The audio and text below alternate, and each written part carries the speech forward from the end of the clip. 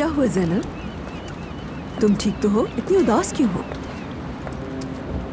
उमर, उसके बेटे के साथ कुछ मसला है। उसको पनिश किया गया था। मैंने सोचा उसे एक मौका देना चाहिए, लेकिन उसने तो न सिर्फ मुझे बेवकूफ़ बनाया बल्कि एक अच्छा मौका भी ज़ाया कर दिया। हद है। तो गीदड़ निकला वो। हाँ, कुछ ऐसा ही है। मुझे तो लगता है वो रिश्तेदारी का फ़ायदा उठाने की कोशिश कर रहा था। तुम्हारा क्या ख्याल है, अब क्या करोगी?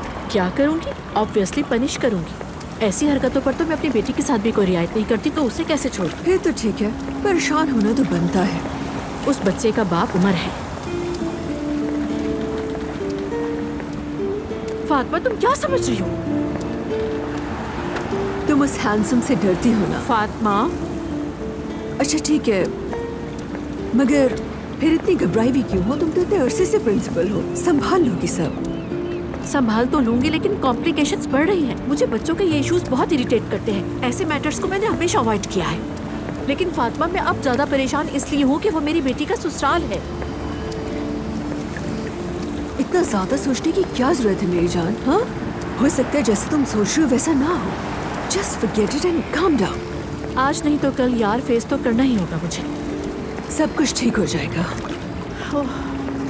होपफुली ऐसा ही हो। वैसे हैंडसम तो बहुत है।